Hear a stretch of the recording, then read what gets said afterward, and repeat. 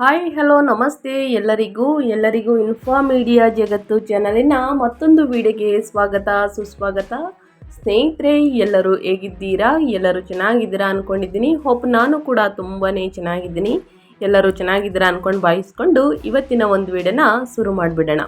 ಇವತ್ತಿನ ಒಂದು ವಿಡಿಯೋದಲ್ಲಿ ಮೀನರಾಶಿಯವರಿಗೆ ಸ್ನೇಹಿತರೆ ಏನೆಲ್ಲ ಬದಲಾವಣೆಯನ್ನು ಗ್ರಹಗಳು ಸೂಚಿಸಲಿದೆ, ಯಾವುದರ ಬಗ್ಗೆ ಎಚ್ಚರಿಕೆ ವಹಿಸಬೇಕು, ಏಪ್ರಿಲ್ 27ರಿಂದ ನಾನು ತಿಳಿಸ್ಕೊಡ್ತಾ ಹೋಗ್ತೀನಿ. ಇದನ್ನೆಲ್ಲ ಕಂಪ್ಲೀಟಾಗಿ ತಿಳ್ಕೋಬೇಕು ಮೀನರಾಶಿಯವರು ಅಂದರೆ ಎಲ್ಲೂ ಕೂಡ ವಿಡಿಯೋನ ಸ್ಕಿಪ್ ಮಾಡಬಾರ್ದು ಸ್ನೇಹಿತರೆ. ಅಂದರೆ ನಿಮ್ಮ ವ್ಯಾಪಾರದ ಬಗ್ಗೆ ತಿಳಿಸ್ಕೊಡ್ತೀನಿ, ವ್ಯವಹಾರದ ಬಗ್ಗೆ ತಿಳಿಸ್ಕೊಡ್ತೀನಿ, ನಿಮ್ಮ ಆರ್ಥಿಕತೆ, ಹಣಕಾಸಿನ ಬಗ್ಗೆ, ನಿಮ್ಮ ಹೆಲ್ತ್ ಬಗ್ಗೆ, ಇನ್ನು ಮಕ್ಕಳ ಭವಿಷ್ಯ, ವಿದ್ಯಾರ್ಥಿಗಳ ಬಗ್ಗೆ ಒಟ್ಟಾರೆಯಾಗಿ ಏನೆಲ್ಲ ಬದಲಾವಣೆಯನ್ನು ನೋಡಲಿದ್ದೀರಿ, ಯಾವುದರ ಬಗ್ಗೆ ಎಚ್ಚರಿಕೆ ವಹಿಸಬೇಕು ಅನ್ನೋದನ್ನ ಮೀನರಾಶಿಯವರ ಬಗ್ಗೆ ತಿಳಿಸ್ಕೊಡ್ತಾ ಹೋಗ್ತೀನಿ. ಇದನ್ನೆಲ್ಲ ಕಂಪ್ಲೀಟಾಗಿ ತಿಳ್ಕೋಬೇಕು. ಸಣ್ಣ ಪುಟ್ಟ ಪರಿಹಾರಗಳನ್ನೆಲ್ಲ ಫಾಲೋ ಅಪ್ ಮಾಡಬೇಕು ಅಂದರೆ ಎಲ್ಲೂ ಕೂಡ ವಿಡಿಯೋನ ಸ್ಕಿಪ್ ಮಾಡಬಾರ್ದು. ಅಂದರೆ ವಿಡಿಯೋನ ಕಟ್ ಮಾಡಿ ಓಡಿಸ್ಕೊಂಡು ಹೋಗಿ ನೋಡ್ತೀರಾ, ಇದು ಫುಲ್ ಇನ್ಫಾರ್ಮೇಷನ್ ಅರ್ಥ ಆಗಲ್ಲ. ಸೊ ಹಾಗಾಗಿ ಎಲ್ಲ ವಿಡಿಯೋದಲ್ಲೂ ತಿಳಿಸ್ತಾ ಇರ್ತೀನಿ. ಮೊದಲಿಂದ ಕೊನೆ ತನಕ ವಿಡಿಯೋನ ವಾಚ್ ಮಾಡಿ. ವಿಡಿಯೋದಲ್ಲಿ ಒಳ್ಳೆ ಮಾಹಿತಿ ಸಿಕ್ಕಿದ್ದಲ್ಲಿ ತಪ್ಪದೆ ವಿಡಿಯೋಗೊಂದು ಲೈಕ್ ಕೊಟ್ಟು, ಇನ್ನೂ ನನ್ನ ಚಾನಲ್ನ ಸಬ್ಸ್ಕ್ರೈಬ್ ಮಾಡ್ಕೊಂಡಿಲ್ಲ ಅಂದರೆ ದಯವಿಟ್ಟು ಇನ್ಫಾ ಮೀಡಿಯಾಗೆ ಸಬ್ಸ್ಕ್ರೈಬ್ ಆಗಿ ನಿಮ್ಮ ಅಭಿಪ್ರಾಯಗಳನ್ನು ಕಮೆಂಟ್ ಬಾಕ್ಸಲ್ಲಿ ತಿಳಿಸಬಹುದು. ಯಾರೆಲ್ಲ ಸಬ್ಸ್ಕ್ರೈಬ್ ಮಾಡಿಕೊಂಡು ಪ್ರತಿನಿತ್ಯ ವಿಡಿಯೋ ವಾಚ್ ಮಾಡ್ತಾ ಇದ್ದೀರಾ ಅಂಥವರಿಗೆ ಥ್ಯಾಂಕ್ ಯು ಸೋ ಮಚ್ ಅಂತ ಹೇಳ್ತಾ ವಿಡಿಯೋದ ಕಡೆ ಗಮನ ಕೊಟ್ಬಿಡೋಣ ಸ್ನೇಹಿತರೆ.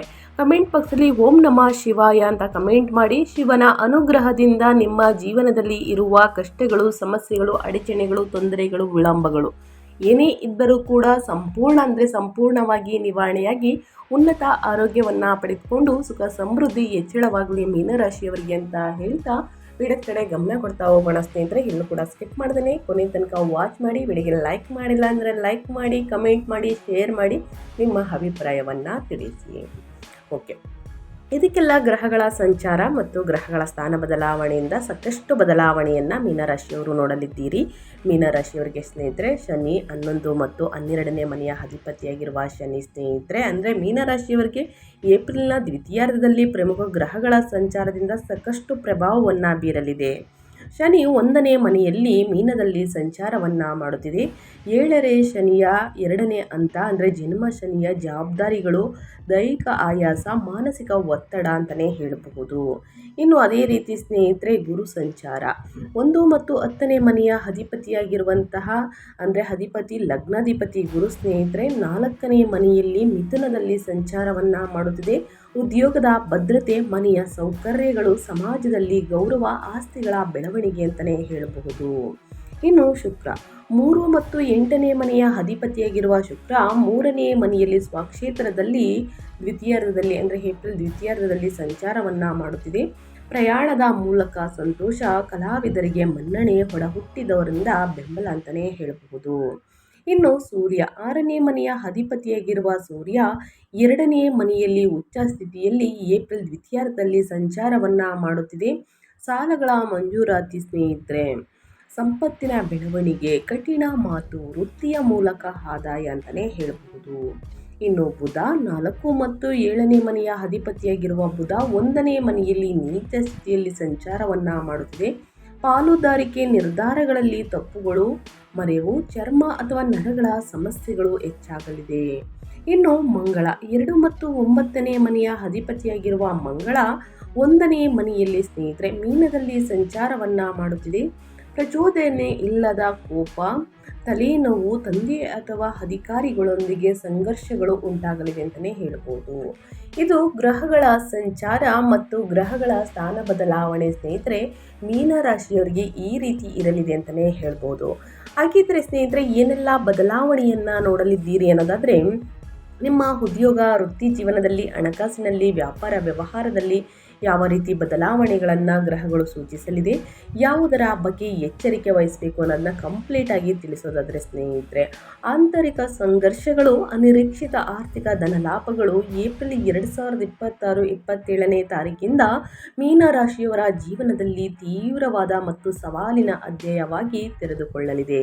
ಪ್ರಸ್ತುತ ನೀವು ನಿಮ್ಮ ಚಂದ್ರ ರಾಶಿಯಲ್ಲಿ ಅಂದರೆ ಲಗ್ನದಲ್ಲಿ 7ನೇ ಶನಿಯ ಸಾಡೆ ಅತ್ಯಂತ ಕಷ್ಟಕರವಾದ 2ನೇ ಹಂತವನ್ನು ಎದುರಿಸುತ್ತಿದ್ದೀರಿ. ಇದಕ್ಕೆ ಸೇರ್ಪಡೆಯಾಗಿ ಸ್ನೇಹಿತರೆ ಸಂಪತ್ತು ಮತ್ತು ಅದೃಷ್ಟದ ಅಧಿಪತಿಯಾದ ಮಂಗಳ ಏಪ್ರಿಲ್ ದ್ವಿತೀಯಾರ್ಧದಲ್ಲಿ ನಿಮ್ಮ ರಾಶಿಯನ್ನು ಪ್ರವೇಶಿಸುತ್ತಾನೆ ಮತ್ತು 4 ಮತ್ತು 7ನೇ ಅಧಿಪತಿಯಾದ ಬುಧನು ನೀಚ ಸ್ಥಿತಿಯಲ್ಲಿ ಏಪ್ರಿಲ್ 11ರಂದು ಸೇರುತ್ತಾನೆ. ನಿಮ್ಮ ಲಗ್ನದಲ್ಲಿನ ಈ 3 ಗ್ರಹಗಳ ಸಂಯೋಗವು ಬೆಂಕಿ, ಮಂಜುಗೆಡ್ಡೆ ಮತ್ತು ಬಿರುಗಾಳಿ ಡಿಕ್ಕಿ ಹೊಡೆದಂತೆ ಭಾವಿಸಬಹುದು. ನಿಮ್ಮ ಮನಸ್ಸನ್ನು ತೀವ್ರ ಗೊಂದಲಕ್ಕೆ ತಳ್ಳುತ್ತದೆ. ಹೊಸ ಆರ್ಥಿಕ ವರ್ಷದ ಆರಂಭದಲ್ಲಿ ನೀವು ವಿಪರೀತ ದೈಹಿಕ ಆಯಾಸ, ಕಿರಿಕಿರಿ ಮತ್ತು ಕೋಪವನ್ನು ಅನುಭವಿಸಬಹುದು. ಆದರೆ ಭರವಸೆ ಕಳೆದುಕೊಳ್ಬೇಡಿ, ನಿಮ್ಮನ್ನು ರಕ್ಷಿಸುವ ಭವ್ಯವಾದ ಶಕ್ತಿಗಳು ಇವೆ. ಏಪ್ರಿಲ್ ದ್ವಿತೀಯಾರ್ಧದಲ್ಲಿ 6ನೇ ಅಧಿಪತಿಯಾದಂತಹ ಸೂರ್ಯನು ನಿಮ್ಮ 2ನೇ ಧನಸ್ಥಾನದಲ್ಲಿ ಅಂದರೆ ಮೇಷರಾಶಿಯಲ್ಲಿ ಉಚ್ಚ ಸ್ಥಿತಿಯನ್ನು ತಲುಪುತ್ತಾನೆ. ಇದು ಆರ್ಥಿಕ ಪವಾಡಗಳನ್ನು ಪ್ರಚೋದಿಸುತ್ತದೆ. ನಿಮ್ಮ ಶತ್ರುಗಳು ನಾಶವಾಗುತ್ತಾರೆ. ಎಲ್ಲಕ್ಕಿಂತ ಮಿಗಿಲಾಗಿ ನಿಮ್ಮ ಲಗ್ನ ಮತ್ತು 10ನೇ ಮನೆಯ ಅಧಿಪತಿಯಾಗಿರುವಂತಹ ಸ್ನೇಹಿತರೆ ಗುರು ಭಗವಾನ್ 4ನೇ ಮನೆಯಲ್ಲಿ ಸುರಕ್ಷಿತವಾಗಿ ಕುಳಿತಿದ್ದು ನಿಮ್ಮನ್ನು ರಕ್ಷಿಸುವ ತಾಯಿಯಂತೆ ದೊಡ್ಡ ವಿಪತ್ತುಗಳಿಂದ ಕಾಪಾಡುತ್ತಾನೆ. ಈ ತಿಂಗಳುಗಳನ್ನು ಧೈರ್ಯದಿಂದ ಎದುರಿಸಿ ಸ್ನೇಹಿತರೆ, ಸಾಕಷ್ಟು ಬದಲಾವಣೆಯನ್ನು ನೋಡಲಿದ್ದೀರಿ ಅಂತಲೇ ಹೇಳಬಹುದು. ಇನ್ನು ಉದ್ಯೋಗ ವೃತ್ತಿ ಜೀವನದ ಬಗ್ಗೆ ಹೇಳೋದಾದರೆ, ನಿಮ್ಮ ಲಗ್ನದಲ್ಲಿ ತೀವ್ರವಾದ ಗ್ರಹಗಳ ದೋಷಗಳಿದ್ದರೂ ನಿಮ್ಮ 10ನೇ ಅಧಿಪತಿಯಾದ ಗುರು 4ನೇ ಮನೆಯಲ್ಲಿ ಆರಾಮವಾಗಿ ಕುಳಿತಿದ್ದು ತನ್ನ ಸ್ವಂತ 10ನೇ ಮನೆಯ ಮೇಲೆ ದೃಷ್ಟಿ ಬೀರುತ್ತಿದ್ದಾನೆ. ಈ ಕಾರಣದಿಂದಾಗಿ ನಿಮ್ಮ ಉದ್ಯೋಗ, ಜಾಬ್ ಅಥವಾ ನಿಮ್ಮ ಸ್ಥಾನಕ್ಕೆ ಯಾವುದೇ ಬೆದರಿಕೆ ಇಲ್ಲ. ಆದಾಗ್ಯೂ ನಿಮ್ಮ ಲಗ್ನದಲ್ಲಿ ಮಂಗಳ ಮತ್ತು ಶನಿಯ ಪ್ರಭಾವದಿಂದಾಗಿ ಹೊಸ ಆರ್ಥಿಕ ವರ್ಷದ ಅಪಾರ ಕೆಲಸದ ಹೊರೆಯೂ ಕೂಡ ನಿಮ್ಮ ಹೆಗಲ ಮೇಲೆ ಬೀಳುತ್ತದೆ. ಇತರರು ಮಾಡಿದ ತಪ್ಪುಗಳಿಗೂ ಕೂಡ ನೀವು ಉತ್ತರಿಸಬೇಕಾದ ಪರಿಸ್ಥಿತಿ ಬರಬಹುದು. ಏಪ್ರಿಲ್ 26ರ ನಂತರ ಸೂರ್ಯನು ಅಪಾರ ಶಕ್ತಿಯನ್ನು ಪಡೆದಂತೆ ಕಚೇರಿಯಲ್ಲಿ ನಿಮ್ಮ ಶತ್ರುಗಳು ನಿಮ್ಮ ಹತ್ತಿರ ಬರಲು ಸಹ ಧೈರ್ಯ ಮಾಡುವುದಿಲ್ಲ. 4ನೇ ಮನೆಯಲ್ಲಿ ಗುರು ಇರುವುದರಿಂದ ಈ ಅವಧಿಯಲ್ಲಿ ನೀವು ವರ್ಕ್ ಫ್ರಮ್ ಹೋಮ್ ವ್ಯವಸ್ಥೆಯನ್ನು ಪಡೆಯಲು ಸಾಧ್ಯವಾದರೆ ನಿಮ್ಮ ಮಾನಸಿಕ ಒತ್ತಡವು ಗಮನಾರ್ಹವಾಗಿ ಕಡಿಮೆಯಾಗುತ್ತದೆ. ಆದಷ್ಟು ತಾಳ್ಮೆಯನ್ನು ರೂಢಿಸಿಕೊಳ್ಳಿ ಮತ್ತು ನಿಮ್ಮ ಸಹೋದ್ಯೋಗಿಗಳೊಂದಿಗೆ ವಾದ ವಿವಾದಗಳಿಗೆ ಇಳಿಯುವುದನ್ನು ಆದಷ್ಟು ತಪ್ಪಿಸಿ ಸ್ನೇಹಿತರೆ. ಮನಸ್ತಾಪಗಳು, ಜಗಳಗಳು, ವಾದ ವಿವಾದಗಳು ದೂರವಿರಲಿದೆ ಅಂತಲೇ ಹೇಳಬಹುದು. ಇನ್ನು ವ್ಯಾಪಾರ ಮತ್ತು ಸ್ವಯಂ ಉದ್ಯೋಗದ ಬಗ್ಗೆ ಹೇಳೋದಾದರೆ, ಮೀನರಾಶಿಯವರು ಏನೆಲ್ಲ ಬದಲಾವಣೆಯನ್ನು ಗ್ರಹಗಳು ಸೂಚಿಸಲಿದೆ, ಯಾವುದರ ಬಗ್ಗೆ ಎಚ್ಚರಿಕೆ ವಹಿಸಬೇಕು ಅಂದರೆ, ವ್ಯಾಪಾರ ಮಾಲೀಕರು ಈ ತಿಂಗಳು ಅತ್ಯಂತ ಎಚ್ಚರಿಕೆಯಿಂದ ಹೆಜ್ಜೆ ಹಾಕಬೇಕಾಗುತ್ತದೆ. 7ನೇ ವ್ಯಾಪಾರಾಧಿಪತಿಯಾದ ಬುಧ ಏಪ್ರಿಲ್ ದ್ವಿತೀಯಾರ್ಧದಲ್ಲಿ ನಿಮ್ಮ ಲಗ್ನದಲ್ಲಿ ನೀಚ ಸ್ಥಿತಿಯನ್ನು ಪ್ರವೇಶಿಸುತ್ತಾನೆ. ಇದು ವ್ಯಾಪಾರ ಪಾಲುದಾರರೊಂದಿಗೆ ಗೊಂದಲ, ತಪ್ಪು ಗ್ರಹಿಕೆಗಳು ಅಥವಾ ಆರ್ಥಿಕ ಲೆಕ್ಕಾಚಾರಗಳಲ್ಲಿನ ತಪ್ಪುಗಳನ್ನು ಆರ್ಥಿಕವಾಗಿ ಸ್ನೇಹಿತರೆ ಬಲವಾಗಿ ಸೂಚಿಸುತ್ತದೆ ಅಂತಲೇ ಹೇಳಬಹುದು. ಯಾವುದೇ ಹೊಸ ಒಪ್ಪಂದಗಳಿಗೆ ಸಹಿ ಹಾಕುವ ಮೊದಲು ಪರಿಣಿತರ ಸಲಹೆಯನ್ನು ಪಡೆಯುವುದು ಕಡ್ಡಾಯವಾಗಿದೆ. ದುಡುಕಿನ ನಿರ್ಧಾರಗಳಿಂದ ಯಾವುದೇ ಕಾರಣಕ್ಕೂ ಸಹಿಯನ್ನು ಹಾಕಬೇಡಿ. 1 ಅಥವಾ 2-3 ಬಾರಿ ಪರಿಶೀಲಿಸಿದ ನಂತರ ಯಾವುದಕ್ಕೂ ಸಹಿಯನ್ನು ಹಾಕಿ ಸ್ನೇಹಿತರೆ. ಯಾಕಂದರೆ ಮೋಸ ಮಾಡುವಂತಹ ಜನಗಳೇ ಜಾಸ್ತಿ ಇದ್ದಾರೆ ಅಂತಲೇ ಹೇಳಬಹುದು. ಏಪ್ರಿಲ್ 29ರ ನಂತರ 3ನೇ ಅಧಿಪತಿ ಶುಕ್ರನು ತನ್ನ ಸ್ವಂತ ರಾಶಿಗೆ ಋಷಭಕ್ಕೆ ಚಲಿಸುವುದರಿಂದ ಮಾರ್ಕೆಟಿಂಗ್, ಆನ್ಲೈನ್ ವ್ಯಾಪಾರ ಮತ್ತು ಮಾಧ್ಯಮ ವಲಯಗಳಲ್ಲಿ ತೊಡಗಿರುವವರಿಗೆ ಅತ್ಯುತ್ತಮ ಅವಕಾಶಗಳು ಮತ್ತು ಗ್ರಾಹಕರ ಬೆಂಬಲವನ್ನು ತರುತ್ತದೆ. ಲಾಭವು ಸ್ಥಿರವಾಗಿರುತ್ತದೆ, ಆದರೆ ನೀವು ಆತುರದ ನಿರ್ಧಾರಗಳನ್ನು ಸಂಪೂರ್ಣವಾಗಿ ತಪ್ಪಿಸಬೇಕಾಗುತ್ತದೆ ಸ್ನೇಹಿತರೆ. ವ್ಯಾಪಾರ ವ್ಯವಹಾರದಲ್ಲಿ, ಹಣಕಾಸಿನಲ್ಲಿ, ವೃತ್ತಿ ಜೀವನದಲ್ಲಿ ಯಾವುದರ ಬಗ್ಗೆ ಎಚ್ಚರಿಕೆ ವಹಿಸಬೇಕು, ಮೀನರಾಶಿಯವರು ಏನೆಲ್ಲ ಅದೃಷ್ಟದ ಫಲಗಳನ್ನು ಗಳಿಸಲಿದ್ದೀರಿ ಅನ್ನೋದನ್ನ ಕಂಪ್ಲೀಟಾಗಿ ತಿಳಿಸ್ಕೊಟ್ಟಿದ್ದೀನಿ. ಏನೇ ಡೌಟ್ಸ್ ಇದ್ರೂ ಕೂಡ ಕಮೆಂಟ್ ಮಾಡಿ ಸ್ನೇಹಿತರೆ, ಖಂಡಿತವಾಗಿಯೂ ಪ್ರತಿಯೊಬ್ಬರಿಗೂ ಆನ್ಸರ್ ಮಾಡ್ತೀನಿ. ಇನ್ನು ಮುಂದಿನದಾಗಿ ನಿಮ್ಮ ಫೈನಾನ್ಸ್ ಬಗ್ಗೆ ಹೇಳೋದಾದರೆ, ಹಣಕಾಸಿನಲ್ಲಿ ಏನೆಲ್ಲ ಬದಲಾವಣೆಯನ್ನು ಗ್ರಹಗಳು ಸೂಚಿಸಲಿದೆ, ಯಾವುದರ ಬಗ್ಗೆ ಎಚ್ಚರಿಕೆ ವಹಿಸಬೇಕು ಮೀನರಾಶಿಯವರು ಅಂದರೆ, ಆರ್ಥಿಕವಾಗಿ ಈ ತಿಂಗಳು ನಿಮಗೆ ಅದ್ಭುತವಾದ ಪರಿಹಾರವನ್ನು ಒದಗಿಸುತ್ತದೆ. ನಿಮ್ಮ 2ನೇ ಧನಾಧಿಪತಿಯಾದ ಮಂಗಳ ನಿಮ್ಮ ಲಗ್ನದಲ್ಲಿ ನೆಲೆಸಿರುವಾಗ 6ನೇ ಅಧಿಪತಿಯಾದ ರೋಗದ ಮನೆ ಅಂತಲೇ ಹೇಳ್ಬೋದು, ಸಾಲಗಳ ಅಧಿಪತಿ ಅಂತಲೇ ಹೇಳ್ಬೋದು. 6ನೇ ಅಧಿಪತಿಯಾಗಿರುವಂತಹ ಮಂಗಳ ಸೂರ್ಯನು ಏಪ್ರಿಲ್ ದ್ವಿತೀಯಾರ್ಧದಲ್ಲಿ ನಿಮ್ಮ 2ನೇ ಧನಸ್ಥಾನದಲ್ಲಿ ಅಂದರೆ ಉಚ್ಚ ಸ್ಥಿತಿಯನ್ನು ತಲುಪುತ್ತಾನೆ. ಇದರ ಅರ್ಥ ಏನೆಂದರೆ ಸ್ನೇಹಿತರೆ, ನಿಮ್ಮ ಉದ್ಯೋಗದಲ್ಲಿ ನೀವು ಹಾಕಿದ ಕಠಿಣ ಪರಿಶ್ರಮ, ಕಷ್ಟಪಟ್ಟು ನಿಮ್ಮ ಉದ್ಯೋಗದಲ್ಲಿ ಕೆಲಸವನ್ನು ಮಾಡಿರ್ತೀರ, ಹಾರ್ಡ್ ವರ್ಕ್ ಮಾಡಿರ್ತೀರ, ಸೂಕ್ತವಾದ ಆರ್ಥಿಕ ಪ್ರತಿಫಲವಾಗಿ ಸ್ನೇಹಿತರೆ ನೇರವಾಗಿ ನಿಮ್ಮ ಕೈ ಸೇರುತ್ತದೆ ಅಂತಲೇ ಹೇಳ್ಬೋದು. ಹಿಂದೆ ಇತರರ ಬಳಿ ಸಿಲುಕಿಕೊಂಡಿದ್ದ ಹಣವು ಹಿಂತಿರುಗುತ್ತದೆ. ವ್ಯಾಪಾರ ವಿಸ್ತರಣೆಗೆ ಅಥವಾ ಮನೆ ನಿರ್ಮಾಣಕ್ಕಾಗಿ ಸ್ನೇಹಿತರೆ, ಹೋಮ್ ಕನ್ಸ್ಟ್ರಕ್ಷನ್ನ ನೀವು ಮನೆ ಕಟ್ಟಬೇಕು ಅಂದ್ಕೊಂಡಿರ್ತೀರಾ, ಬ್ಯಾಂಕ್ ಸಾಲಗಳನ್ನು ತೆಗೆದುಕೊಂಡಿರ್ತೀರಾ, ಲೋನ್ ಮಂಜೂರಾಗ್ತವೆ ಅಂತಲೇ ಹೇಳ್ಬೋದು. ಇದು ಒಂಥರ ಸಿಹಿ ಸುದ್ದಿ ಅಂತಲೇ ಹೇಳ್ಬೋದು ಹಣಕಾಸಿನ ವಿಚಾರದಲ್ಲಿ. ಅದಿಯಾಗೋ ನಿಮ್ಮ 12ನೇ ಮನೆಯಲ್ಲಿರುವ ರಾಹುವಿನಿಂದಾಗಿ ಅನಿರೀಕ್ಷಿತ ಆಸ್ಪತ್ರೆ ಬಿಲ್ಗಳು ಅಥವಾ ಆಧ್ಯಾತ್ಮಿಕ ಪ್ರಯಾಣಗಳಿಗಾಗಿ ನೀವು ಸ್ವಲ್ಪ ಹಣವನ್ನು ಖರ್ಚು ಮಾಡಬೇಕಾಗಿ ಬರಬಹುದಾಗುತ್ತದೆ. ಇನ್ನು ಸ್ನೇಹಿತರೆ, ಅದೇ ರೀತಿ ಮನೆಯಲ್ಲಿ ಶುಭ ಕಾರ್ಯಗಳು ನಡೆಯಲಿದೆ ಸ್ನೇಹಿತರೆ. ಮದುವೆ ಯೋಗ, ಸಂತಾನ, ಈ ರೀತಿ ಸ್ನೇಹಿತರೆ ಶುಭ ಕಾರ್ಯಗಳಿಗೆ ಅತಿ ಹೆಚ್ಚಾಗಿ ಹಣವನ್ನು ಖರ್ಚು ಮಾಡಲಿದ್ದೀರಿ ಅಂತಲೇ ಹೇಳ್ಬೋದು. ಇನ್ನು ಒಂದು ಸಿಹಿ ಸುದ್ದಿ ಏನಂದರೆ, ನಿಂತು ಹೋಗಿದ್ದಂತಹ ಶುಭ ಕಾರ್ಯಗಳು ಮತ್ತೆ ಪ್ರಾರಂಭಗೊಳ್ಳಲಿದೆ. ಇದ್ರ ಬಗ್ಗೆ ತಿಳಿಸ್ಕೊಡ್ತಾ ಹೋಗ್ತೀನಿ ಮುಂದೆ ಸ್ನೇಹಿತರೆ. ಕುಟುಂಬ ಮತ್ತು ವೈಯಕ್ತಿಕ ಸಂಬಂಧಗಳ ಬಗ್ಗೆ ಹೇಳೋದಾದರೆ, ಏನೆಲ್ಲ ಬದಲಾವಣೆಯನ್ನು ಮೀನರಾಶಿಯವರು ನೋಡಲಿದ್ದೀರಿ, ಯಾವುದರ ಬಗ್ಗೆ ಎಚ್ಚರಿಕೆ ವಹಿಸಬೇಕು ಅಂದರೆ, ಈ ತಿಂಗಳು ನಿಮ್ಮ ಕೌಟುಂಬಿಕ ಜೀವನದಲ್ಲಿ ಸಣ್ಣ ಬಿರುಗಾಳಿಯೊಂದು ಎದ್ದಿದೆ. ನಿಮ್ಮ 2ನೇ ಮನೆಯಲ್ಲಿ ಕುಟುಂಬ ಮತ್ತು ಮಾತಿನ ಮನೆ ಅಂತಲೇ ಹೇಳ್ಬೋದು. ನಿಮ್ಮ 2ನೇ ಮನೆ ಉಚ್ಚ ಸೂರ್ಯನು ನಿಮ್ಮ ಮಾತುಗಳಲ್ಲಿ ಕಠಿಣತೆ ಮತ್ತು ಅಧಿಕಾರಯುತ ಧ್ವನಿಯನ್ನು ಹೆಚ್ಚಿಸುತ್ತಾನೆ. ನೀವು ಹೇಳುವ ಮಾತುಗಳಿಂದ ಕುಟುಂಬದ ಸದಸ್ಯರು ಸುಲಭವಾಗಿ ನೋವು ಅನುಭವಿಸುತ್ತಾರೆ. ಇದಲ್ಲದೆ ನಿಮ್ಮ ಲಗ್ನದಲ್ಲಿರುವ 3 ಸಂಯೋಗ ಅಂದರೆ ತ್ರಿವಳಿ ಸಂಯೋಗವು 3 ಗ್ರಹಗಳ ಸಂಯೋಗವು ನಿಮ್ಮ ಜೀವನ ಸಂಗಾತಿಯೊಂದಿಗೆ ಪ್ರತಿಯೊಂದು ಸಣ್ಣ ವಿಷಯದಲ್ಲೂ ಮೇಲೆ ಸ್ನೇಹಿತರೆ, ಒಂದು ಚಿಕ್ಕ ವಿಷಯ ಇರಲಿ ಸ್ನೇಹಿತರೆ, ಅದರ ಮೇಲೂ ಕೂಡ ನೀವು ಜಗಳವಾಡ್ತೀರಾ, ನಿಮ್ಮನ್ನು ಪ್ರಚೋದಿಸುತ್ತದೆ ಅಂತಲೇ ಹೇಳ್ಬೋದು. ನಿಮ್ಮ ಭಾವನೆ ಯಾವ ರೀತಿ ಇರಲಿದೆ ಅಂತಂದರೆ, ನಾನು ಹೇಳುತ್ತಿರುವುದು ಯಾರಿಗೂ ಅರ್ಥವಾಗ್ತಿಲ್ಲ ಎಂಬ ಹತಾಶೆಯ ಭಾವನೆ ಸ್ನೇಹಿತರೆ, ಡಿಸ್ಪೇರ್ ಅಂತಲೇ ಹೇಳ್ತಾರೆ, ನಿಮ್ಮನ್ನು ಕಾಡುತ್ತದೆ. ಅದ್ಯಾಗೋ ನಿಮ್ಮ 4ನೇ ಮನೆಯಲ್ಲಿರುವ ಗುರು ಭಗವಾನ್ ಪರಿಸ್ಥಿತಿಯು ನಿಯಂತ್ರಣ ಮೀರಿ ಹೋಗದಂತೆ ನೋಡಿಕೊಳ್ಳುತ್ತಾನೆ. ಮೌನವನ್ನು ಕಾಪಾಡಿಕೊಳ್ಳುವ ಮತ್ತು ಕ್ಷಮಿಸುವ ಸ್ವಭಾವವನ್ನು ಬೆಳೆಸಿಕೊಳ್ಳುವ ಮೂಲಕ ನಿಮ್ಮ ಸಂಬಂಧಗಳಲ್ಲಿ ಬಿರುಕು ಬಿಡದಂತೆ ನೀವು ಯಶಸ್ವಿಯಾಗಿ ತಡೆಯಬಹುದು. ಸ್ನೇಹಿತರೆ, ಇದು ಯಾವ ರೀತಿ ಅಂತಂದರೆ, ನಾನು ಮಾಡ್ತಾ ಇರೋದೇ ಸರಿ, ನಾನು ಹೇಳಿರೋದೇ ಸರಿ ಅನ್ನೋ ಭಾವನೆಯಲ್ಲಿ ಇದ್ದೀರಾ. ಇನ್ನು ವ್ಯಾಪಾರ ವ್ಯವಹಾರದಲ್ಲಿ ಜೊತೆಗೆ ನಿಮ್ಮ ಕೆಲಸದ ಸ್ಟ್ರೆಸ್ಸಿಂದ ಅಂದರೆ ಒತ್ತಡದಿಂದ ಸ್ನೇಹಿತರೆ, ಮನೆಯಲ್ಲಿ ಸಾಕಷ್ಟು ಕಿರಿಕಿರಿ ಉಂಟಾಗಲಿದೆ.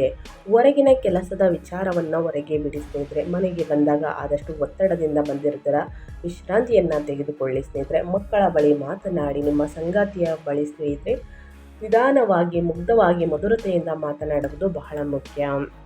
ಈ ಸಣ್ಣ ಪುಟ್ಟ ವಾದ ವಿವಾದ, ಈ ಸಣ್ಣ ಪುಟ್ಟ ಜಗಳದಿಂದಲೇ ಸ್ನೇಹಿತರೆ ದೊಡ್ಡ ಜಗಳವಾಗಬಹುದು, ಮನಸ್ತಾಪಗಳು ಅತಿ ಹೆಚ್ಚಾಗಿ ಉಂಟಾಗಬಹುದು. ಸೊ ಹಾಗಾಗಿ ಇದರಿಂದ ನಿಮ್ಮ ಜೀವನದಲ್ಲಿ ಒಂದು ಬಿರುಕು ಮೂಡುವಂತಹ ಸಾಧ್ಯತೆ ಇದೆ. ಆದಷ್ಟು ಹೊಂದಾಣಿಕೆಯಿಂದ ಇರುವುದನ್ನು ಅಳವಡಿಸ್ಕೊಳ್ಳಿ ನಿಮ್ಮ ಜೀವನದಲ್ಲಿ. ಕೋಪ ತಾಪವನ್ನೆಲ್ಲ ಕಡಿಮೆ ಮಾಡಿ ಅಂತ ಹೇಳ್ತಾ, ಇನ್ನು ಒಂದು ಮೊದಲನೇದಾಗಿ ಹೇಳೋದಾದರೆ, ಮನೆಯಲ್ಲಿ ಶುಭ ಕಾರ್ಯಗಳು ನಡೆಯಲಿದೆ.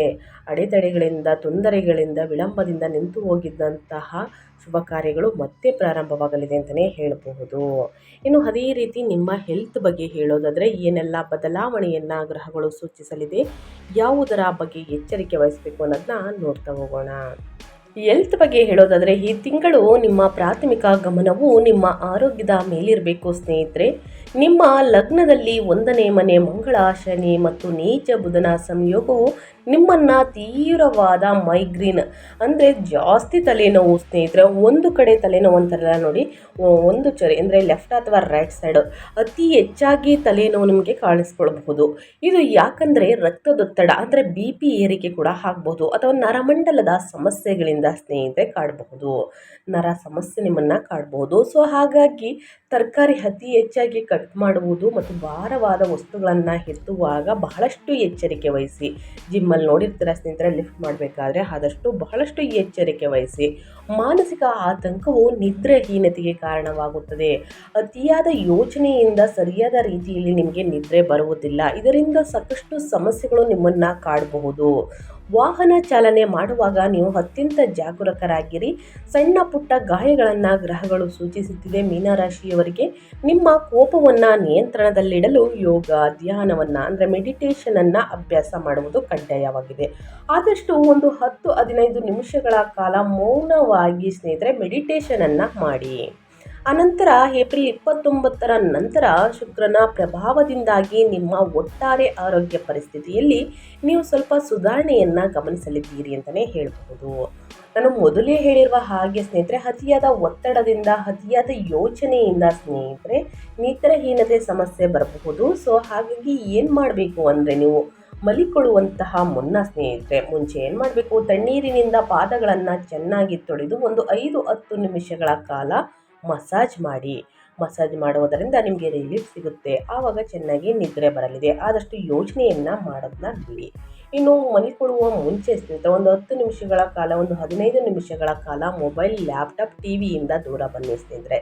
ಇದರಿಂದನೂ ಕೂಡ ನಿಮ್ಮ ನಿದ್ರೆ ಹಾಳಾಗ್ಬೋದು. ಇದರಿಂದ ಸಾಕಷ್ಟು ಸಮಸ್ಯೆಗಳು ನಿಮ್ಮ ಆರೋಗ್ಯದಲ್ಲಿ ಉದ್ಭವವಾಗ್ಬೋದು. ಸೊ ಹಾಗಾಗಿ ನಿಮ್ಮ ಆರೋಗ್ಯ ಮೇನ್. ವ್ಯಾಪಾರ, ವ್ಯವಹಾರ, ಉದ್ಯೋಗ, ಸ್ನೇಹಿತರೆ, ಇನ್ನು ಮಕ್ಕಳ ಭವಿಷ್ಯ, ಕುಟುಂಬ ಒಂದು ಕಡೆ ಬಿಡಿ. ಮೊದಲನೇದಾಗಿ ನಿಮ್ಮ ಆರೋಗ್ಯದ ಕಡೆ ಗಮನ ಕೊಡಿ. ಆನಂತರ ಎಲ್ಲವೂ ಕೂಡ ಸ್ನೇಹಿತರೆ ಉತ್ತಮವಾಗಿರಲಿದೆ, ಉತ್ತಮ ರಿಸಲ್ಟ್ ಸಿಗಲಿದೆ. ಮೇಯ್ನಾಗಿ ನಿಮ್ಮ ಆರೋಗ್ಯದ ಕಡೆ ಒಂದು ಗಮನ ಕೊಡಿ ಮೀನರಾಶಿಯವರು ಅಂತ ಹೇಳ್ತಾ, ವಾಹನವನ್ನು ಚಾಲನೆ ಮಾಡಬೇಕಾದ್ರೆ ತಡರಾತ್ರಿಯಲ್ಲಿ ವಾಹನ ಚಾಲನೆ ಮಾಡುವುದನ್ನು ನಿಲ್ಲಿಸಿ. ಮೊದಲನೇದಾಗಿ ಅನಿವಾರ್ಯ ಇದ್ದರೆ ಜೋಪಾನವಾಗಿ ನಿಧಾನವಾಗಿ ವಾಹನವನ್ನು ಚಾಲನೆ ಮಾಡಿ. ಅಮಾವಾಸ್ಯೆ ಹುಣ್ಣಿಮೆಯ ಸಮಯದಲ್ಲಿ ಸ್ನೇಹಿತರೆ ಹೋಗುವುದನ್ನು ಅಂದರೆ ವಾಹನ ಚಾಲನೆ ಮಾಡುವುದನ್ನು ಆದಷ್ಟು ಕಡಿಮೆ ಮಾಡಿ. ಇನ್ನು ಸ್ನೇಹಿತರೆ, ನಾನು ತಿಳಿಸಿರುವಂತಹ ಕುಟುಂಬದ ಜೀವನ, ವೈಯಕ್ತಿಕ ಜೀವನ, ಪ್ರೇಮ ಜೀವನ, ವ್ಯಾಪಾರ, ವ್ಯವಹಾರದಲ್ಲಿ, ಹಣಕಾಸಿನಲ್ಲಿ, ವೃತ್ತಿ ಜೀವನದಲ್ಲಿ, ಉದ್ಯೋಗದಲ್ಲಿ, ನಿಮ್ಮ ಹೆಲ್ತ್ ಬಗ್ಗೆ, ಇನ್ನು ಮಕ್ಕಳ ಭವಿಷ್ಯ ಎಲ್ಲನೂ ಒಟ್ಟಾರೆಯಾಗಿ ತಿಳಿಸ್ಕೊಟ್ಟಿದ್ದೀನಿ. ಇನ್ನು ವಿದ್ಯಾರ್ಥಿಗಳ ಬಗ್ಗೆ ಹೇಳೋದಾದರೆ ಏನೆಲ್ಲ ಬದಲಾವಣೆಯನ್ನು ನೋಡಲಿದ್ದೀರಿ ಅಂದರೆ, ಶಿಕ್ಷಣದ ಕಾರಕ ಬುಧನು ನಿಮ್ಮ ಲಗ್ನದಲ್ಲಿ ನೀಚ ಸ್ಥಿತಿಯಲ್ಲಿ ಇರುವುದರಿಂದ ವಿದ್ಯಾರ್ಥಿಗಳಿಗೆ ಹೊಸ ಶೈಕ್ಷಣಿಕ ವರ್ಷದಲ್ಲಿ ಸ್ನೇಹಿತರೆ ನೀವು ಅಕಾಡೆಮಿ ಇಯರ್ ಅಧ್ಯಯನದ ಮೇಲೆ ಗಮನ ಕೇಂದ್ರೀಕರಿಸುವುದು ಅತ್ಯಂತ ಕಷ್ಟಕರವಾಗಬಹುದು. ನೀವು ಓದಿದ್ದನ್ನು ಮರಿಬಹುದು ಸ್ನೇಹಿತರೆ, ಆತಂಕ, ಭಯದಿಂದ ಅಥವಾ ಪರೀಕ್ಷೆಗಳ ಸಮಯದಲ್ಲಿ ಗೊಂದಲಕ್ಕೀಡಾಗಬಹುದು, ಕನ್ಫ್ಯೂಸ್ಡ್ ಆಗಬಹುದು. ಹೆಚ್ಚು ಸಂಭವನೀಯ ಅದೇ ಆಗೋ ಗುರುವು 4ನೇ ಮನೆಯಿಂದ ತನ್ನ ಶುಭ ದೃಷ್ಟಿಯನ್ನು ಬೀರುತ್ತಿರುವುದರಿಂದ ಸರಿಯಾದ ಯೋಜನೆಯೊಂದಿಗೆ ಕಷ್ಟಪಟ್ಟು ಓದುವವರು ಉತ್ತಮ ಫಲಿತಾಂಶಗಳನ್ನು ನೀಡುತ್ತಾರೆ. ಉನ್ನತ ಶಿಕ್ಷಣಕ್ಕಾಗಿ ಸ್ನೇಹಿತರೆ ಯೋಚಿಸುತ್ತಿರುವಂತಹ ಅಥವಾ ವಿದೇಶಕ್ಕೆ ಹೋಗಲು ಪ್ರಯತ್ನಿಸುತ್ತಿರುವ ವಿದ್ಯಾರ್ಥಿಗಳು ತಮ್ಮ ಪ್ರಮುಖ ದಾಖಲೆಗಳೊಂದಿಗೆ ಬಹಳ ಎಚ್ಚರಿಕೆಯಿಂದ ಇರಬೇಕು. ಅಂದರೆ ಇಂಪಾರ್ಟೆಂಟ್ ಡಾಕ್ಯುಮೆಂಟ್ಸ್ನ ಸ್ನೇಹಿತರೆ ವೀಸಾ ಬಗ್ಗೆ ಬಹಳಷ್ಟು ಎಚ್ಚರಿಕೆಯಿಂದ ಇರಬೇಕಾಗುತ್ತದೆ. ಒಟ್ಟಾರೆಯಾಗಿ ಯಾವುದರ ಬಗ್ಗೆ ಎಚ್ಚರಿಕೆ ವಹಿಸಬೇಕು, ಏನೆಲ್ಲ ಅದೃಷ್ಟದ ಫಲಗಳನ್ನು ಗಳಿಸಲಿದ್ದೀರಿ ಅದನ್ನು ಕಂಪ್ಲೀಟಾಗಿ ತಿಳಿಸ್ಕೊಟ್ಟಿದ್ದೀನಿ. ಏನೇ ಡೌಟ್ಸ್ ಇದ್ದರೂ ಇದ್ರ ಬಗ್ಗೆ ಕಮೆಂಟ್ ಮಾಡಿ ಅಂತ ಹೇಳ್ತಾ, ಈ ತಿಂಗಳಲ್ಲಿ ಅನುಸರಿಸಬೇಕಾದ ಜ್ಯೋತಿಷ್ಯದ ಪರಿಹಾರಗಳನ್ನು ತಿಳಿಸ್ಕೊಡ್ತೀನಿ. ಈ ಪರಿಹಾರಗಳನ್ನು ಅನುಸರಿಸಿ ಕಷ್ಟಗಳು, ಸಮಸ್ಯೆಗಳು ಕ್ರಮೇಣವಾಗಿ ಕಡಿಮೆಯಾಗಲಿದೆ. ಏಪ್ರಿಲ್ 2026ರಲ್ಲಿ ಜ್ಯೋತಿಷ್ಯದ ಪರಿಹಾರಗಳು ಕೊನೆಯ ದಿನಗಳಲ್ಲಿ ಏನೆಲ್ಲ ಬದಲಾವಣೆಯನ್ನು ಸೂಚಿಸಲಿದೆ ಅನ್ನೋದಾದರೆ, ನಿಮ್ಮ ಲಗ್ನದಲ್ಲಿರುವ ಅಪಾಯಕಾರಿ ಮಂಗಳ, ಶನಿ, ನೀಚ, ಬುಧ ದೋಷಗಳಿಂದ ಉಂಟು ಆಗುವಂತಹ 7ನೇ ಶನಿಯ ಸಾಡೇಸಾತಿ ತೀವ್ರತೆಯನ್ನು ಕಡಿಮೆ ಮಾಡಲು ಮತ್ತು ಮಾನಸಿಕ ಶಾಂತಿಯನ್ನು ಪಡೆಯಲು ಈ ಪರಿಹಾರಗಳನ್ನು ಅನುಸರಿಸಿ. ಮೊದಲನೇದಾಗಿ ಶ್ರೀ ವಿಷ್ಣು ಸಹಸ್ರನಾಮವನ್ನು ಹೇಳುವುದು. ನಿಮ್ಮ ಲಗ್ನದಲ್ಲಿ ಬುಧನ ನೀಚ ಸ್ಥಿತಿಯನ್ನು ತೆಗೆದುಹಾಕಲು ಮತ್ತು ನಿಮ್ಮ ಆಲೋಚನೆಗಳಲ್ಲಿ ಸ್ಪಷ್ಟತೆಯನ್ನು ಅಂದರೆ ಕ್ಲಿಯರಿಟಿಯನ್ನು ಪಡೆಯಲು ಪ್ರತಿ ಬುಧವಾರ ಶ್ರೀ ವಿಷ್ಣು ಸಹಸ್ರನಾಮ ಸ್ತೋತ್ರವನ್ನು ಪಠಿಸಿ. ಕಷ್ಟಗಳು, ಸಮಸ್ಯೆಗಳು ಕ್ರಮೇಣವಾಗಿ ಕಡಿಮೆಯಾಗಲಿದೆ. ಇನ್ನು ಹನುಮಂತನ ಆರಾಧನೆ. 7ನೇ ಶನಿ ಸ್ನೇಹಿತರೆ ಮತ್ತು ಮಂಗಳನ ದೋಷದಿಂದ ಉಂಟಾಗುವ ಆರೋಗ್ಯ ಮತ್ತು ಪ್ರಯಾಣದ ಅಪಾಯಗಳನ್ನು ದಾಟಲು ನೀವು ಮಂಗಳವಾರ ಮತ್ತು ಶನಿವಾರ ಹನುಮಾನ್ ಚಾಲಿಸವನ್ನು ಖಂಡಿತವಾಗಿ ಓದಬೇಕಾಗುತ್ತದೆ. ವಿದ್ಯಾರ್ಥಿಗಳು ಕೂಡ ವ್ಯಾಪಾರ, ವ್ಯವಹಾರದಲ್ಲಿ ಅಡೆತಡೆಗಳಿದ್ದರೆ, ಆತಂಕ, ಭಯದಿಂದ ಮರುವನ್ನು ಅನುಭವಿಸ್ತಿದ್ರೆ ಸ್ನೇಹಿತರೆ ಈ ಹನುಮಾನ್ ಚಾಲಿಸವನ್ನು ಅಂದರೆ ಶನಿವಾರ ಮತ್ತು ಮಂಗಳವಾರ ಅಥವಾ ಪ್ರತಿದಿನ ಹನುಮಾನ್ ಚಾಲಿಸವನ್ನು ಖಂಡಿತವಾಗಿಯೂ ಓದಬೇಕಾಗುತ್ತದೆ. ಇನ್ನು ಗುರುವಾರ ಸ್ನೇಹಿತರೆ, ಗುರು ಭಗವಾನ್ ಪ್ರಸ್ತುತ ನಿಮ್ಮನ್ನು ರಕ್ಷಿಸುತ್ತಿರುವಂತಹ ಏಕೈಕ ಗುರು ಅಂದರೆ ಸ್ನೇಹಿತರೆ, ಏಕೈಕ ಗ್ರಹ ಎಂದರೆ ಗುರು. ಗುರುವಾರದಂದು ದತ್ತಾತ್ರೇಯ ಅಥವಾ ಸಾಯಿಬಾಬಾ ಅಥವಾ ಸ್ನೇಹಿತರೆ ಗುರುವಾರದಂದು ಅಥವಾ ಪ್ರತಿದಿನ ನಿಮ್ಮ ನೆಚ್ಚಿನ ಗುರುಗಳಾದಂತಹ ಪೂಜೆಯನ್ನು ಮಾಡಬಹುದು, ದೇವಸ್ಥಾನಕ್ಕೆ ಭೇಟಿ ನೀಡಬಹುದು ಅಥವಾ ಹಳದಿ ಬಣ್ಣದ ಬಟ್ಟೆ ಅಥವಾ ವಸ್ತುಗಳನ್ನು ದಾನ ಮಾಡಬಹುದು. ಈ ಸಣ್ಣ ಪುಟ್ಟ ಪರಿಹಾರವನ್ನು ಮೀನರಾಶಿಯವರು ಮಾಡುವುದರಿಂದ ಕಷ್ಟಗಳು, ಸಮಸ್ಯೆಗಳು, ಅಡಚಣೆಗಳು ಎಲ್ಲವೂ ಕೂಡ ಸಂಪೂರ್ಣವಾಗಿ ನಿವಾರಣೆಯಾಗಲಿದೆ. ಸೊ ಹಾಗಾಗಿ ಸ್ನೇಹಿತರೆ ತಪ್ಪದೆ ಈ ಪರಿಹಾರವನ್ನು ಮಾಡಿ. ಇನ್ನು ಭಾನುವಾರದ ದಿನ ಸ್ನೇಹಿತರೆ ಸೂರ್ಯ ನಮಸ್ಕಾರ. ಸೂರ್ಯ ಉಚ್ಚ ಸ್ಥಿತಿಯನ್ನು ಹೊಂದಿರುವ ಕಾರಣ ಸ್ನೇಹಿತರೆ ಇದರ ಪ್ರಭಾವ ಸಾಕಷ್ಟು ನೋಡಲಿದ್ದೀರಿ. ಸೊ ಹಾಗಾಗಿ ಪ್ರತಿದಿನ ಸ್ನೇಹಿತರೆ ಅಥವಾ ಪ್ರತಿ ಭಾನುವಾರ ಏನು ಮಾಡಬೇಕು ಅಂದರೆ ಸೂರ್ಯ ನಮಸ್ಕಾರವನ್ನು ಮಾಡುತ್ತಾ ಸೂರ್ಯ ದೇವರಿಗೆ ನೀರನ್ನು ಅರ್ಪಿಸಿ ನೀರಿನಲ್ಲಿ ಕುಂಕುಮ ಮತ್ತು ಬೆಲ್ಲವನ್ನು ಬೆರೆಸಿ ಅಗ್ರವನ್ನು ನೀಡಿ ಅಂದರೆ ನೀರನ್ನು ಅರ್ಪಿಸುವುದರಿಂದ ವ್ಯಾಪಾರ ವ್ಯವಹಾರದಲ್ಲಿ ಇದ್ದ ಅಡೆತಡೆಗಳು ತೊಂದರೆಗಳು ಸಂಪೂರ್ಣವಾಗಿ ನಿವಾರಣೆಯಾಗಲಿದೆ. ಸೊ ಹಾಗಾಗಿ ತಪ್ಪದೇ ಈ ಪರಿಹಾರಗಳನ್ನು ಮಾಡಿ ಅಂತ ಹೇಳ್ತಾ ನಾನು ವಿಡಿಯೋನ ಎಂಡ್ ಮಾಡ್ತಾ ಇದ್ದೀನಿ. ಇವತ್ತಿನ ಒಂದು ವಿಡಿಯೋದಲ್ಲಿ ಸಂಪೂರ್ಣ ಮಾಹಿತಿ ಸಿಕ್ಕಿದ್ದಲ್ಲಿ ಮೀನರಾಶಿಯವರಿಗೆ ಈ ವಿಡಿಯೋ ಯೂಸ್ಫುಲ್ ಅನಿಸಿದ್ದಲ್ಲಿ ವಿಡಿಯೋಗೆ ಲೈಕ್ ಮಾಡೋದನ್ನ ಮರ್ತಿದ್ರೆ ಲೈಕ್ ಮಾಡಿ. ಇನ್ನೂ ನನ್ನ ಚಾನಲ್ನ ಸಬ್ಸ್ಕ್ರೈಬ್ ಮಾಡ್ಕೊಂಡಿಲ್ಲ ಅಂದರೆ ಇನ್ಫಾರ್ಮೇಟಿಗೆ ಸಬ್ಸ್ಕ್ರೈಬ್ ಆಗಿ ನಿಮ್ಮ ಅಭಿಪ್ರಾಯವನ್ನು ಕಮೆಂಟ್ ಬಾಕ್ಸಲ್ಲಿ ತಿಳಿಸ್ಬೋದು. ಯಾರೆಲ್ಲ ಸಬ್ಸ್ಕ್ರೈಬ್ ಮಾಡಿಕೊಂಡು ಪ್ರತಿನಿತ್ಯ ವಿಡಿಯೋ ವಾಚ್ ಮಾಡ್ತಾಯಿದ್ದೀರಾ ಅಂಥವರಿಗೆ ಥ್ಯಾಂಕ್ ಯು ಸೋ ಮಚ್ ಅಂತ ಹೇಳ್ತಾ ನಿಮಗೂ ಮತ್ತು ನಿಮ್ಮ ಕುಟುಂಬಕ್ಕೆ ತುಂಬಾ ಒಳ್ಳೆಯದಾಗಲಿ. ಶಿವನ ಅನುಗ್ರಹ ಶನಿದೇವರ ಆಶೀರ್ವಾದ ನಿಮ್ಮ ಮೇಲಿರಲಿ ಅಂತ ಹೇಳ್ತಾ ಮತ್ತೊಂದು ವಿಡಿಯೋ ಜೊತೆ ಮತ್ತೊಂದು ಹೊಸ ಭವಿಷ್ಯದಲ್ಲಿ ಹೊಸ ಅಪ್ಡೇಟಲ್ಲಿ ಸಿಗ್ತೀನಿ. Thank you for watching.